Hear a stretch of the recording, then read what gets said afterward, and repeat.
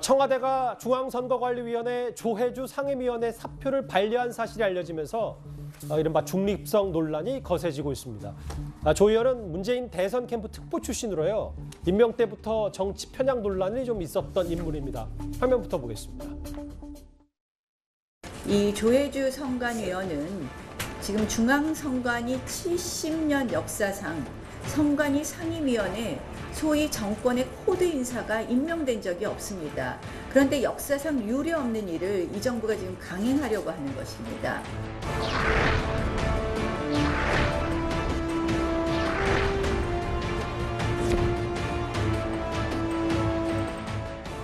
청와대가 조혜주 상임위원 사표 반려로 선관위원 임기 연장 꼼수 임기 내내 문재인 정권 입맛에 맞춘 편파적 선거법 해석에 충실했던 사람 충성심을 인정받아서 선관위원의 임기 연장이라는 특혜를 누리고 있는 것 아니겠습니까?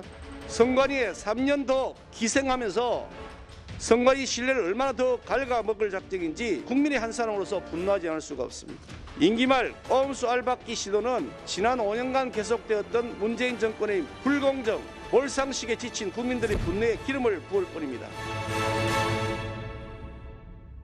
국민의힘에서는 선거를 코앞에 두고 의도적인 거라고 얘기하고 있는데 뭐 정치적 이런 해석보다 일단 사실관계부터 짚어보면 김경진 의원 이런 적은 별로 없었습니까? 참 이례적인 일인 건 맞는 겁니까? 한 번도 없었다고 그러잖아요. 한 번도 없었다고. 그러니까 어쨌든 근데 전례가 있었든 없었든 최소한 우리가 정치와 행정에 있어서 금도라는 게 있거든요. 근데 그 금도라는 것을 문재인 정부가 들어와서 그냥 다 깨버렸는데 대선 캠프에 몸담았던 특정 정파 소속 후보자 당선을 위해서 열심히 뛰었던 사람을 선거관리위원으로 위촉을 한다? 이건 속아 웃을 일이거든요. 또 검찰 같은데 검찰에 지금 감찰본부장, 대검 감찰본부장 개방직으로 바꿨지 않습니까? 특정 정파를 위해서 뛰었던 사람을 검찰 내부의 비리를 감사한다고 하는 감찰 최고 직책을 개방직으로 부여해서 임명을 한다?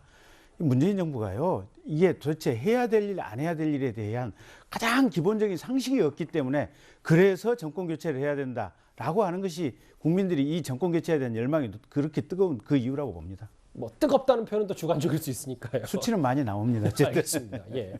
장 변호사님. 그런데 이제 야당에서 또 하나 의혹 제기하는 거 그러면 우리가 추천한 왜 야당이 추천한 선관위원 후보자 임명은 여당이 왜 안 받고 있냐? 뭐 이 부분도 좀 같이 논란거리입니다. 네, 그렇습니다. 일단 지금 선관위 상임위원에 대해서는 사실 여야에서 굉장히 좀 예민한 부분이기도 하고 올해는 이제 대선 또 지방선거 또 재보궐선거까지 여러 가지 선거가 지금 걸려 있는 상황이기 때문에 다들 예민한 시기인 것 같아요. 예. 그래서 사실 조혜주 의원이 지금 임기가 또 연장되고 이런 부분들은 좀 지금 대선을 직전에 앞두고 선관위 안정성을 고려한 조치라고 청와대에서 얘기를 하고 있지만 사실 안정성을 고려한 야당에서는 조치다. 예. 그렇지만 야당에서는 그 말을 믿어주지 않는 거거든요. 사실 믿어주지 않는데 뭐 더 이상 어떻게 얘기를 해야 될지 모르겠습니다. 그러니까 이 부분에 대해서 의혹을 삼고자 하면 뭐 계속해서 의혹이 되는 것이고 하지만 지금 야당에서 말씀하시는 그런 의혹 제기에 관해서 뭐 어떤 객관적인 어떤 사건이 벌어진다든지 뭐 불공정하게 선관위가 어떤 조치를 취하고 있다든지 이런 현상은 전혀 없거든요. 사실은 의혹은 또 의혹일 뿐이기 때문에 앞으로 선관위가 어떻게 중립적으로 잘 하는지를 한번 지켜보시면 될 것 같습니다. 근데 이게 선관위가 균형, 중립, 뭐 공정을 잘 지켜야 되는데 야당에서 또 한 번 제기하는 건 실제로 작년에 있었던 서울시장 보궐선거 당시에 일합시다. 이거는 허용했는데 내로남불이라는 현수막은 금지했다. 이것 갖고도 상당히 당시에도 논란이 좀 있었잖아요. 네, 상당히 편향성이 있다. 여당에 너무 치우친 거 아니냐라는 얘기가 있었죠.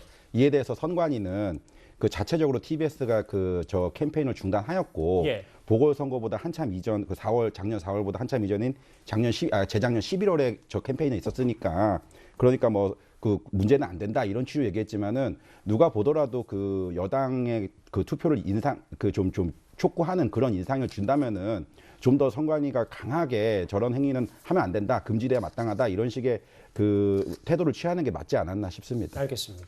대선을 앞두고 선관위에 누가 상임위원이 가는지 이 부분이 벌써부터 좀 논란이 뜨고 있는데 여야 한치 물러섬 없이 맞서고 있습니다. 이 주제 여기서 정리하겠습니다. 그리고 뉴스탑 10 마지막 주제가 기다리고 있습니다.